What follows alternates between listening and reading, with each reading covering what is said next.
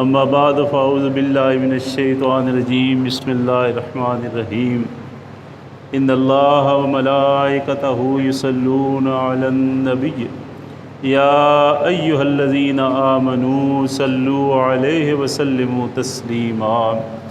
اللہم صلی علی سیدنا مولانا محمد وعلی آلہ واصحابہ وبارک وسلم اللہم صلی علی سیدنا مولانا محمد وعلی آلہ واصحابہ وبارک وسلم۔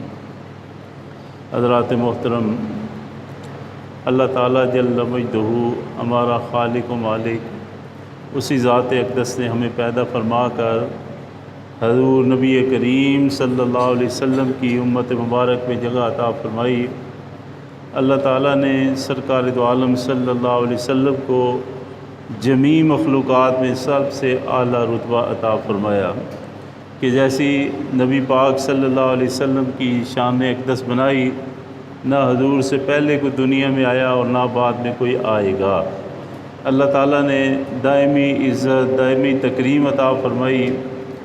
اور اللہ تعالیٰ نے حضور کو یہ فضیلت عطا فرمائی کہ جو شخص بھی حضور کے ساتھ جڑا، اللہ نے اسے بھی بلندی عطا فرمائی، وہ بھی رفعت والا بنا، وہی معاشرے میں صدیوں میں عزت والا بنا۔ تو حضور سرکار دو عالم صلی اللہ علیہ وسلم مخلوق کو اللہ کے ساتھ ملانے کے لیے تشریف لائے، اور آپ نے وہ تمام تر ذرائع بھی عطا فرمائے، وہ تمام تر خوبیاں بھی مخلوق کو عنایت فرمائی کہ جن کے ذریعے سے وہ اللہ تعالیٰ کے ساتھ پیشان والے مقام پر پہنچ جائے گا کہ عارف باللہ بنے گا، اللہ کی معرفت، اللہ کا عرفان حاصل کر لے گا۔ تو جس نے حضور کے ساتھ وابستگی عطا فرمائی، اس نے اللہ کی دائمی رضا حاصل کر لی۔ اللہ نے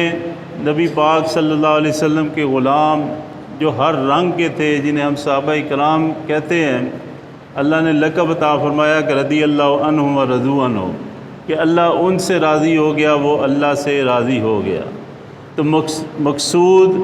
اس کائنات میں اللہ کی رضا کا حصول ہے کہ جو اللہ کی رضا حاصل کر گیا وہ اس دنیا میں بھی کامیاب ہو گیا، آخرت میں بھی کامیاب ہو گیا۔ حضور نے ہر لمحہ، ہر لحظہ مخلوق کی بہتری کے لیے خرچ کیا، مخلوق کی بھلائی کے لیے خرچ کیا۔ جو حضور کی طرف متوجہ ہوا، اس نے اس بھلائی میں بھی حصہ لے لیا،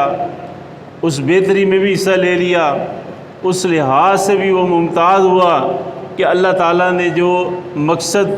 بنایا تھا اس مقصد کو اس نے حاصل کر لیا۔ حضور نے ہر لمحہ اس امت کی تربیت فرمائی، جو حضور کے قدموں میں تھا وہ بھی بھلائی کو پا گیا، بہتری کو پا گیا، ہدایت کو پا گیا، اور قیامت تک اللہ تعالیٰ نے یہ اعزاز عطا فرمایا کہ جو حضور کی ہدایت سے ہدایت حاصل کر لے گا وہ ہدایت یافتہ بن جائے گا، وہ مکرم بن جائے گا، محترم بن جائے گا۔ نبی پاک صلی اللہ علیہ وسلم نے ایسے نکات، ایسے انداز میں بیان فرمائے کہ حضور کی شان ہے کہ اللہ تعالیٰ نے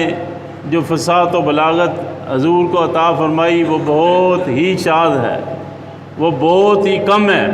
کہ حضور چند کلمات ارشاد فرماتے، اس میں بے شمار حکموں کو پرو دیتے، ایسے انداز میں سمو دیتے۔ اب سرکار دو عالم صلی اللہ علیہ وسلم کے احکامات، حضور کے کلام، حضور کی حدیث مبارک، اللہ تعالیٰ کی آیات کو ہر جگہ بیان کیا جا رہا ہے، اور قیامت تک یہ بیان کیا جاتا رہے گا۔ اس میں صرف مقصود کیا ہوتی ہے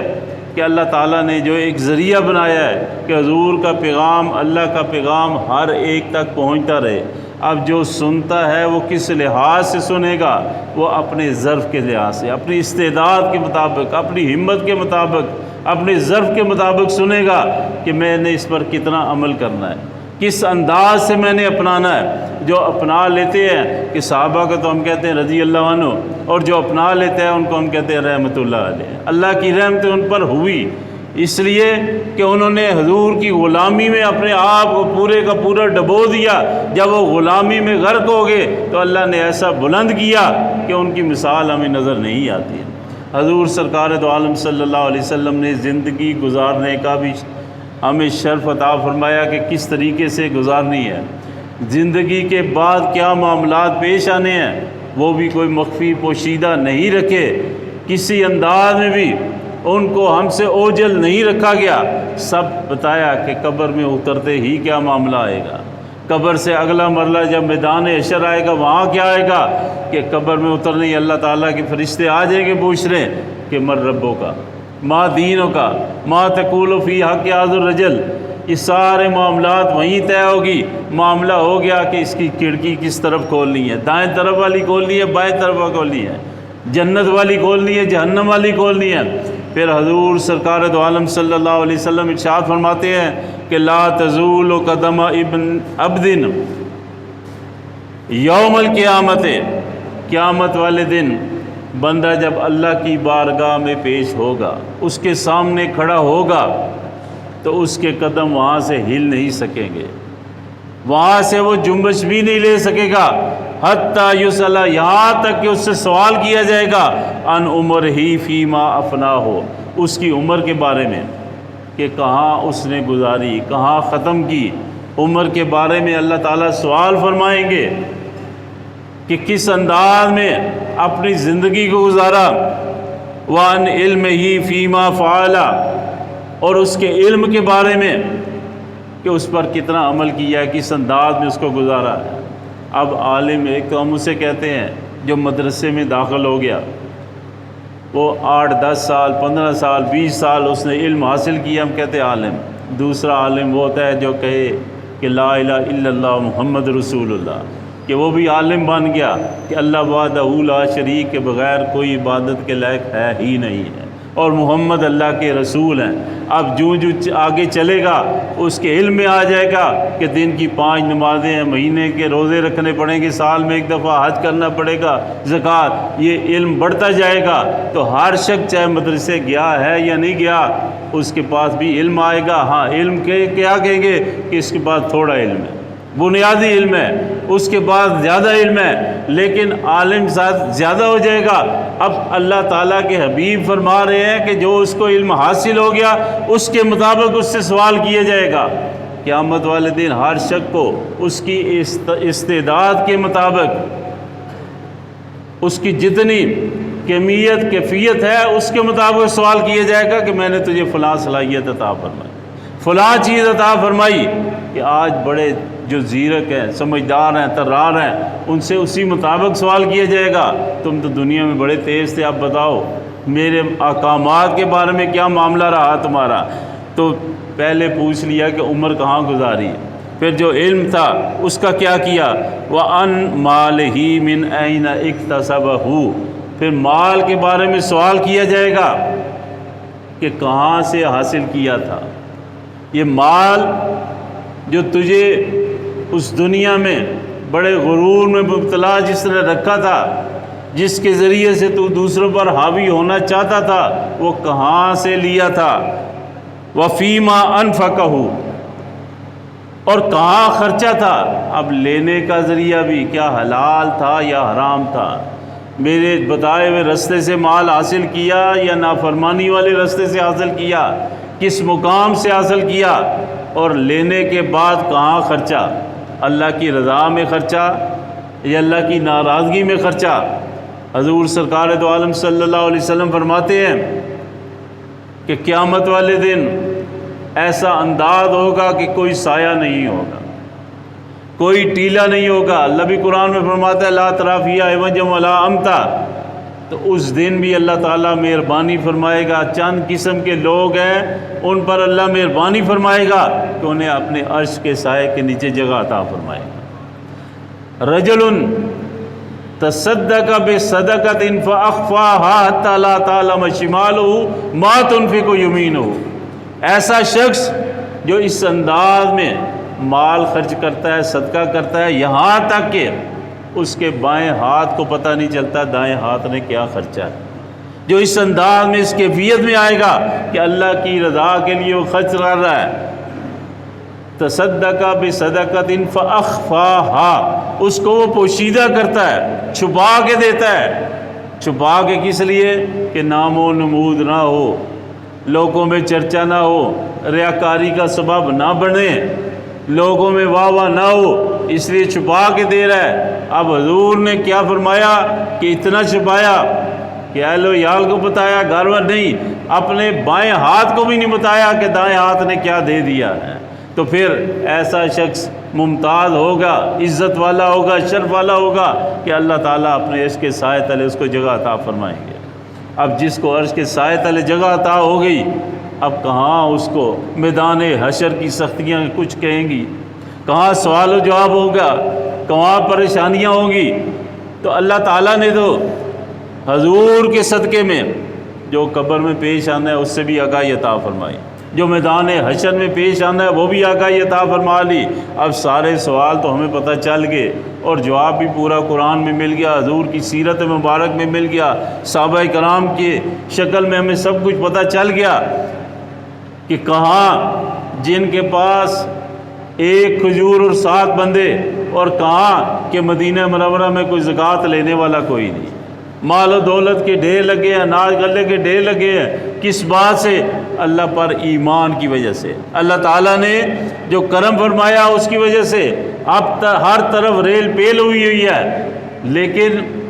سرکار دو عالم صلی اللہ علیہ وسلم کے فرمان پر انہوں نے جانیں بھی قربان کی، اپنے گھر بار کو چھوڑا، اہل و عیال کو چھوڑا، عزیز و اقارب کو چھوڑا، اپنے کاروبار کھیتیوں کو چھوڑا، ہر چیز چھوڑ کی تھی، ہر چیز بلکہ قربان کر دی۔ اب قربانی کا صلہ یہ ملا کہ اللہ تعالیٰ نے ہر جگہ انہیں ممتاز فرمایا، ہر جگہ عزت عطا فرمائی، ہر جگہ۔ جس کا بھی دل سالم ہے، جس کا بھی ایمان کامل ہے، ان کا نام ایک عقیدت سے لے گا، محبت سے لے گا، احترام سے لے گا کہ ان کی نسبت حضور سرکار دو عالم صلی اللہ علیہ وسلم کے ساتھ ہے۔ ہماری ساری کی ساری عقیدت و محبت نبی پاک صلی اللہ علیہ وسلم کی ذات اقدس کے ساتھ ہے۔ حضور کے شہر کو ہم احترام دیتے ہیں کس لیے کہ حضور کا شہر ہے، مسجد کو مسجد النبوی کہتے ہیں کہ حضور کی مسجد ہے، تو جو حضور کے ساتھ نسبت والا ہے وہ ہمارے لیے قابل احترام ہے۔ اہل بیت کی محبت حضور کی وجہ سے، حضور کے ارشاد کی وجہ سے، صحابہ کرام سے محبت حضور کی وجہ سے، حضور کے فرمان کی وجہ سے، تو اللہ تعالیٰ نے یہ اعزاز عطا فرمایا کہ انہوں نے حضور کی غلامی اختیار کی، اللہ نے انہیں معزز کر دیا، محترم کر دیا، مکرم کر دیا۔ اور یہ دروازہ کھلا ہوا رہے گا صرف جس نے اپنے آپ کو اس مطابق ڈھال لیا جو اللہ تعالیٰ کے حبیب کریم صلی اللہ علیہ وسلم نے ایک فریم عطا فرمایا تھا، ایک ڈھانچہ عطا فرمایا تھا، اس کے مطابق اپنے آپ کو ڈھال لیا۔ جب ڈھال لیا پھر اللہ کی امان میں چلے گئے، اللہ کی حفاظت میں چلے گئے، اللہ تعالیٰ کے دست کرم میں وہ چلے گئے۔ پھر کوئی خوف نہیں، کوئی غم نہیں ہے، کوئی حزن و ملال نہیں ہے، کسی انداز میں کوئی پریشانی باقی ہی نہیں رہی، اس لیے کہ اللہ تعالیٰ نے سرکار دو عالم صلی اللہ علیہ وسلم کو اعزاز عطا فرمایا، رتبہ عطا فرمایا۔ بارہا عرض کی کہ حضور نبی پاک صلی اللہ علیہ وسلم نے اب باقاعدہ معجزہ دکھانے کے لیے نہیں، لوگوں کو دکھانے کے لیے نہیں، بلکہ اپنے غلام کے گھر کھانا تناول فرمایا، تو حضور بعد میں ان کے رومال سے ہاتھ صاف فرماتے ہیں۔ اب اس رومال کی کیا عزت ہوئی، کیا حرمت ہوئی کہ نبی پاک صلی اللہ علیہ وسلم کے بعد انہوں نے اپنے ساتھیوں، دوستوں، صحابہ کرام کی دعوت کی، دیکھا رومال تھوڑا سا میلا ہے، انہوں نے تنور میں پھینک دیا۔ سارے حیران ہوئے کہ یہ کپڑا کیوں جلا رہے ہیں، لیکن منٹ بعد انہوں نے اسے نکالا تو دیکھا وہ بالکل میل اس کی جل گئی اور رومال اسی طرح ہے۔ فرمانے لگے حضور میرے گھر تشریف لائے تھے، اس رومال سے حضور نے ہاتھ صاف کیا تھا، اس دن کے بعد اس رومال کو آگ نہیں لگی۔ کو جس چیز کو حضور نے چھوا، کسی نے معجزہ طلب نہیں کیا، کسی نے یہ حضور کی برکت ہے، حضور کی شان ہے کہ حضور جس چیز کے ساتھ صرف ہاتھ پہنچ لیں اس کو اللہ تعالیٰ آگ سے محفوظ کر دیتا ہے۔ تو جس کے دل میں حضور کی محبت ہوگی، حضور کا کلمہ ہوگا، حضور سرکار دو عالم صلی اللہ علیہ وسلم کی نسبت ہوگی، وہ کسی میدان میں کسی لحاظ سے بھی ہار نہیں سکتا، اس سے کوئی خسارہ نہیں ہے، اس کا کوئی نقصان ہو ہی نہیں سکتا، اس لیے کہ وہ اللہ کی امان میں چلا گیا، اللہ تعالیٰ نے اس کو قبول کر لیا۔ اسی طرح سرکار دو عالم صلی اللہ علیہ وسلم فرماتے ہیں کہ دوسری حدیث اسی میں ہے کہ اس سے پوچھا جائے گا تو نے جوانی کو کہاں خرچا، جوانی کو کہاں خرچا، کس انداز میں خرچا، کہ شب و روز انسان کے سنہری دن جوانی والے دن ہوتے ہیں، علم حاصل کرنا ہے تو اسی وقت ہوگا، کاروبار کرنا ہے تو اسی وقت ہوگا، جہاد کرنا ہے تو اسی وقت ہوگا، کوئی بھی تگ و دو ہے تو وہی وقت ہے۔ تو اس وقت پوچھا کہ کہاں جوانی گزری، بستر پہ گزری، لاہ و لام میں گزری، شیطانی کاموں میں گزری، یا اللہ تعالیٰ کے حبیب کریم صلی اللہ علیہ وسلم کی غلامی میں گزری؟ اب جو اس میں سرخرو ہوگا وہ ہمیشہ کے لیے سرخرو ہو جائے گا، وہ ہمیشہ کے لیے۔ اسی حدیث مبارک جو عرش کے سائے تلے ہے، اس بارے میں حضور نے آگاہی عطا فرمائی، شاب نشا فی عبادت اللہ، کہ جو جوان اللہ کی عبادت میں بڑا ہوا، وہ بھی قیامت والے دن عرش الہی کے سائے تلے ہوگا۔ اب جوانی اللہ تعالیٰ کے حبیب نے فرمایا کہ اللہ باز پرس کرے گا، اللہ تعالیٰ اس کے بارے میں سوال کرے گا کہ بڑی صلاحیت والی چیز دی تھی میں نے، کہ جو چاہو، اگر پہاڑوں کو چیرنا ہے تو چیر سکتے ہو، رخ تبدیل کرنا ہے دریاؤں کا ہو سکتا ہے، بعد میں نہیں ہو سکتا، کسی لحاظ سے بھی ہر چیز مکمل نظر آتی ہے لیکن جوہر انسان کا ختم ہو جاتا ہے۔ تو اللہ تعالیٰ کے حبیب فرماتے ہیں کہ وہاں سوال کیا جائے گا، اب جو شخص یہ باتیں سنے گا، ان کو پلے باندھے گا، شب و روز اپنے سامنے رکھے گا کہ میں نے جواب دہ ہونا ہے۔ اور عجیب اتفاق ہے کہ دنیا میں جتنے بھی مذاہب ہیں، چاہے وہ کتابوں والے ہیں، دوسرے ہیں جو ان کے پاس کتابیں نہیں، آخرت کو سب مانتے ہیں کہ ایک دن آنا ہے جس دن ہم نے جا کے کھڑا ہو۔ ہاں ایسے بدبخت ہیں جو کسی کو نہیں مانتے، ان کی بات یہ لیتا ہے، وہ ایسے بھی بدبخت ہیں، لیکن سب نے یہ پورا یقین رکھا ہوا ہے ایک دن آنا ہے جس وقت ہم نے اللہ کی بارگاہ میں جانا ہے، وہاں فیصلہ ہونا ہے یہ کس طرف جانے والا ہے، کس طرح اس کے ساتھ معاملہ پیش آنے والا ہے۔ تو جو عقل مند ہوگا، الکیس من دان نفسہ، دانا شخص وہ ہے جو اپنے آپ کو پہچان لے، وعمل لما بعد الموت، اور وہ کام کرے جو موت کے بعد کام آنے والے ہیں، وہ کام کرے گا جو کل پیش آئے گا، مجھے اس جگہ فائدہ ہوگا۔ اگر بے وقوف ہوگا، نادان ہوگا، تو حضور فرماتے ہیں والاحمق من اتبع نفسہ ہواہا، کہ اپنے نفس کی خواہشات کے پیچھے چلا ہے، ان کا اتباع کر رہا ہے، وہ تمنا علی اللہ الامانی، کہ علم اسے بھی ہے کہ جنت بھی ہے، دوزخ بھی ہے، سہولتیں بھی ہے، لیکن اللہ سے لمبی لمبی خواہشیں باندھ رہا ہے کہ میں نے بھی جنت الفردوس میں جانا ہے، میں نے بھی اس طرح کرنا ہے، لیکن اللہ تعالیٰ نے دار العمل اسے بنایا ہے۔ وَيُحَذِّرُكُمُ اللَّهُ نَفْسَهُ، کہ اللہ آج ڈرا رہا ہے، آج آگاہ فرما رہا ہے کہ آج کچھ کرنا ہے، کہ اس کا صلہ وعمل لما بعد الموت، عمل کرے گا کس کے لیے؟ موت کے بعد آنے والا ہے۔ کوئی آپ کو اسلام نہیں ڈرا رہا کہ شادی نہیں کرنی، کاروبار نہیں کرنا، مکان نہیں بنانا، جائیداد نہیں، ہر چیز بندی ہے۔ اللہ تعالیٰ کے بندے جو سرخرو ہو رہے ہیں، اللہ نے انہیں رتبے عطا فرمائے، اپنے قرب والے مقام عطا فرمائے، ان کے پاس بھی سب کچھ ہے تھا، سب اس سے متمتع ہوئے، ہو رہے ہیں، ہوتے رہیں گے، کوئی چیز چھنتی نہیں ہے کہ اللہ کی طرف چلے ہیں تو اللہ زیادہ برکتیں ہی عطا فرماتا ہے، رحمتیں ہی عطا فرماتا ہے، کرم ہی فرماتا ہے، کوئی کمی نہیں ہوتی کسی لحاظ سے بھی۔ اس کو یہ نہیں کہا جاتا کہ یہ بھی ترک کر دو، بلکہ اللہ تعالیٰ تو فرماتا ہے میں تخفیف چاہتا ہوں، تمہیں ہلکا کرنا چاہتا ہوں، کس لیے کہ خلق الانسان ضعیفا، انسان کو کمزور پیدا کیا گیا ہے۔ جب پابندی لگا دی کہ دوسرے کا حق نہیں ماننا، تو یہ ہم سے تخفیف ہوگی، پابندی ہوگی، ہمیں نظر آ گیا کہ اللہ تعالیٰ نے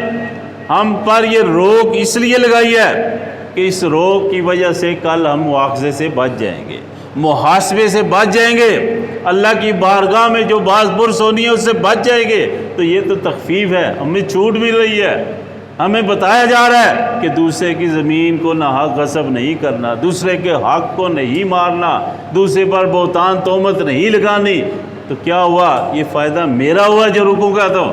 نہیں رکا تو نقصان میرا ہے، اور میرے ساتھ یہ سارے معاملے پیش آ رہے ہیں۔ اللہ کی بارگاہ میں نے ہی کھڑا ہونا ہے۔ ہر شخص دوسرے کا رقیب بنے گا، اس کا محاسب بنے گا، لیکن جب اپنی ذات کا محاسب بنے گا، اپنی ذات کو اپنے سامنے رکھے گا، وہ دنیا میں بھی کامیاب، آخرت میں بھی کامیاب، ہر مقام پر کامیاب۔ تو اللہ تعالیٰ نے بل الانسان علی بصیرت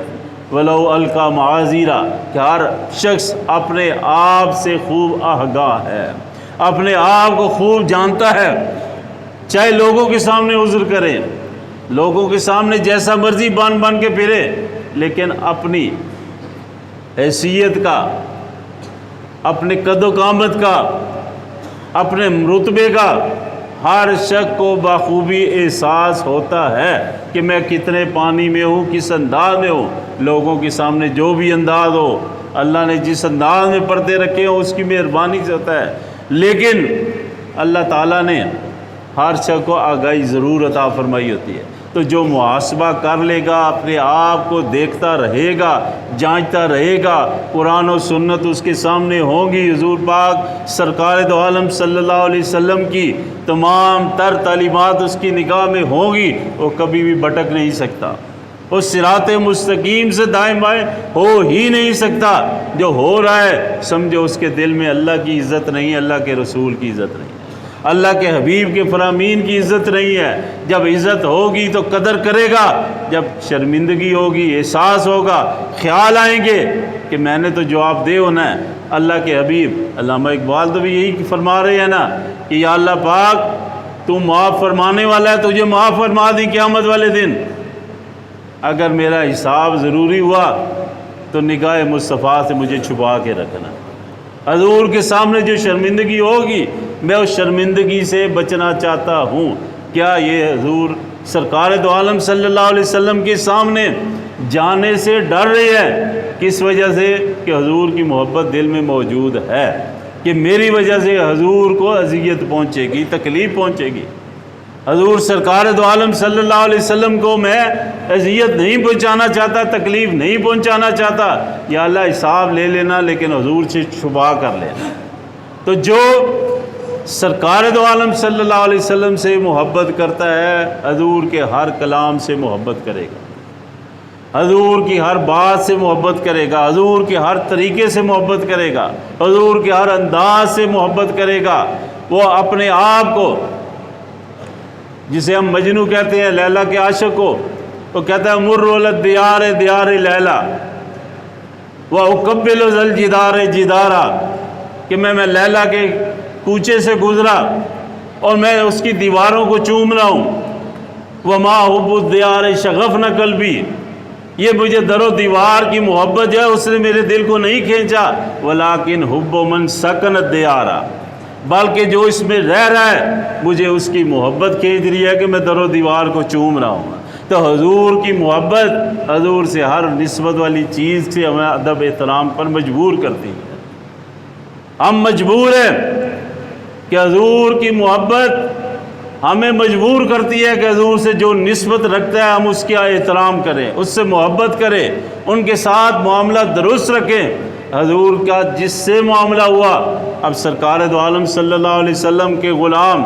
اللہ نے وَكُلًّا وَعَدَ اللَّهُ الْحُسْنَى کہ اللہ تعالیٰ نے سب سے بڑے بہترین انداز میں بہترین اجر کا وعدہ فرما لیا ہے سب سے۔ اور یہ پہلے جیسا کہا کہ رضی اللہ عنہ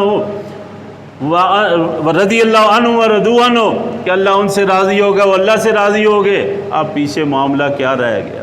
کس انداز میں رہ گئے؟ اللہ تعالیٰ نے سرکار دو عالم صلی اللہ علیہ وسلم سے جس نے وابستگی اختیار کی، اب وہی مدینہ، اس کا نام یثرب تھا، بیماریوں کا گھر۔ حضور ابھی تشریف نہیں لائے، یثرب نام ہے، بیماریوں کا گھر حضور تشریف لائے، اب وہ طیبہ بن گیا، وہ پاک جگہ بن گئی۔ وہاں کی مٹی کہتے ہیں کہ وہ خاک شفا نہیں، کہتے ہیں مدینہ سارا کا سارا شفا ہے۔ کس لیے کہ حضور تشریف فرما ہو گئے، حضور تشریف لے آئے۔ اب ہمارے نزدیک مکہ مکرمہ محترم، مسجد حرام محترم، وہ سارے مقام محترم، لیکن حضور کا فرمان جب پیش نظر ہوگا تو حضور نے اللہ کی بارگاہ میں دعا کی ہے۔ کسی کا کوئی گمان ہے کہ حضور دعا کریں تو وہ قبول نہ ہو، یہ ناممکنات میں سے ہے۔ اللہ کی بارگاہ میں حضور تو ابھی دعا نہیں کر رہے، حضور تو صرف آسمان کی طرف دیکھ رہے ہیں، تو اللہ تعالیٰ فرما رہا ہے جدھر آپ کا دل کرتا ہے ادھر قبلہ پھیر لیں۔ تو سرکار اللہ کی بارگاہ میں عرض کر رہے ہیں، یا اللہ تو نے مکے کو عزت دی، حرمت دی، یا اللہ پاک میں تیری بارگاہ میں سوال کر رہا ہوں کہ تو مدینہ منورہ کو اس سے 2 گنا زیادہ برکت دے۔ اب حضور جہاں موجود ہوں، وہی مقام سب سے افضل، سب سے اعلیٰ، سب سے محترم، تو نبی پاک صلی اللہ علیہ وسلم کے ساتھ کسی انداز میں بھی کوئی وابستہ ہوا، اللہ نے اس کو عزت عطا فرمائی، اس کو رتبہ، اس کو حرمت عطا فرمائی، اس کو بلندی عطا فرمائی۔ جو حضور سے پھرا پھر وہ دونوں جہان میں کسی قابل نہ رہا، کسی لحاظ میں بھی قابل عزت و احترام نہ رہا۔ بارہا بیان کیا کہ سب کچھ ہوتے ہوئے بھی ابو جہل بن گیا، اور کچھ نہ ہوتے ہوئے بھی سیدنا بلال بن گیا۔ تو سب سے بڑی بات، سمجھداری والی بات، عقل مندی والی بات، اللہ کی بارگاہ میں جھکنا۔ جو جھک رہا ہے وہ سب سے زیادہ سمجھدار ہے، سب سے زیادہ دانا ہے، بینا ہے، کہ نبی پاک صلی اللہ علیہ وسلم کی غلامی میں آ گیا۔ مسلمانوں نے فتوحات بھی دی، حتیٰ کہ 60 لاکھ مربع میل سے زیادہ حکومت ہو گئی۔ کس لیے؟ کہ حضور کی پیروی کے نتیجے، وہ پیروی چلتی رہی۔ اللہ نے ایسے کمال عطا فرمائے کہ جو بھی جدید علوم فنون اور صاحب کے بانی حضور کے غلاموں کے غلام نظر آتے ہیں۔ تو اللہ تعالیٰ نے یہ دروازہ کھولا، جب ذلت پسپائی اختیار کریں، یہ تو حضور کی مہربانی ہے کہ آپ کا میرا سب کا پردہ رکھا ہوا ہے اللہ تعالیٰ نے۔ حضور نے فرمایا کہ پرانی قومیں ان کے چہرے مسخ ہو جاتے تھے، میں نے اللہ سے دعا کی میری امت کو یہ عذاب نہ دینا کہ تیری نافرمانی کرے تو ان کے چہرے مسخ کر دے۔ اب حضور فرماتے ہیں چہرے تو اسی طرح رہ گئے، ان کے دل مسخ ہو جائیں گے۔ یہ اللہ نے پردہ رکھ دیا کہ سارے کے سارے معاملات ہوتے ہوئے بھی اللہ تعالیٰ انسان کی عزت کو برقرار رکھ رہا ہے، لیکن جب وہ لوٹے گا، پلٹے گا، اللہ تعالیٰ پھر اس کو بحال فرما دیں گے، پھر کرم نوازی کر دیں گے کہ التائب من الذنب کمن لا ذنب لہ۔ جو توبہ کر لے گا وہ اسی طرح ہے جس طرح اس نے کبھی گناہ کیا ہی نہیں، کوئی گناہ ہے ہی نہیں۔ اللہ نے توبہ کا دروازہ کھولا ہے، امید کا دروازہ کھولا ہوا ہے۔ وہ جستجو جب کرتا ہوا، کیونکہ اللہ تعالیٰ کہتا ہے علیم خبیر، کہ بہت جاننے والا ہے، بہت خبر رکھنے والا ہے۔ وہ ہمارے ظاہر کو نہیں دیکھتا، اللہ فرماتا ہے وہ میں دلوں کو دیکھ رہا ہوں، میں ظاہر کو نہیں دیکھ رہا بلکہ تمہاری نیتوں کو دیکھ رہا ہوں۔ اب نیت ہی درست نہیں ہے، باطن ہی درست نہیں ہے، کسی انداز میں دکھانے کے لیے کہ پلٹ رہا ہوں لیکن جا اسی رستے پر رہا ہے، کم ہوئے اس کو مسرن کہ اصرار کر رہا ہے، وہی کری جا رہا ہے، تو پھر اس کا مواخذہ ہوگا، محاسبہ ہوگا، اسے جواب دہ ہونا پڑے گا۔ اللہ تعالیٰ سے آج جس نے پناہ مانگ لی ایسا اس کو پناہ عطا فرمائے کہ لا ملجا ولا منجا منہ الا الیہ، کہ کوئی پناہ ہے ہی نہیں، کوئی ٹھکانہ ہے ہی نہیں سوائے اس ذات پاک کے۔ تو جس نے شرمندگی سے اس ذات کی سامنے سر جھکا دیا، پھر اللہ تعالیٰ اسے بلندی بھی عطا فرمائے گا، اس کی شرمندگی کو بھی دور کرے گا، اس کو بلندی بھی عطا فرمائے گا، اس پر کرم نوازی بھی فرمائے گا۔ کہ انسان کمزور ہے،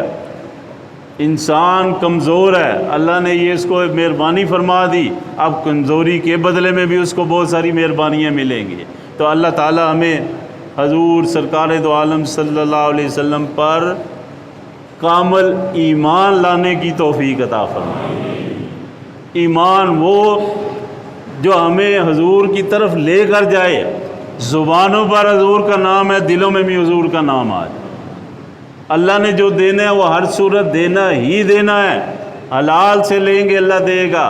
حرام سے دیں گے اللہ ناراض ہوگا، دے گا، لیکن جس طرح لیں گے وہی اثرات لے کر آئے گا۔ جو یہ کیوڑے کی طرف جاتے ہیں درائج علم دو طرف ہو جاتا ہے، ایک طرف والا پانی پیے تو میٹھا، دوسری طرف جائے تو نمکین، کہ نمک کہاں سے آتا ہے وہ نمکین ہو گیا، وہ نہر بہہ رہی ہے اسی طرح دریا بہہ رہے ہیں، لیکن نمک والے کی طرف جائیں گے تو قیامت والے دن وہ قدورت صاف کرنی پڑے گی۔ جو ہمارے اندر وہ نمک آ گیا وہ صاف کرنا پڑے گا، پر اللہ تعالیٰ نے بہت سخت نظام رکھا ہوا ہے کہ وہ کہتا ہے میں غفور الرحیم ہوں، میرا عذاب بھی بڑا شدید ہے۔ تو اللہ تعالیٰ آج مہلت عطا فرما رہا، سب کو راغب کر رہا ہے کہ واپس آٹ جاؤ، توبہ کر لو، بعد آ جاؤ۔ بعد آنے سے نقصان کوئی نہیں، فائدے ہی فائدے ہوگے۔ تو اللہ تعالیٰ ہمیں حضور کے ساتھ کامل وابستگی نصیب فرمائے، نبی پاک صلی اللہ علیہ وسلم کے ساتھ ہماری زندگی ہو، ہماری موت ہو، ہمارا حشر ہو، اور حضور کی شفاعت کبریٰ نصیب ہو۔ وآخر دعوانا الحمدللہ رب العالمین۔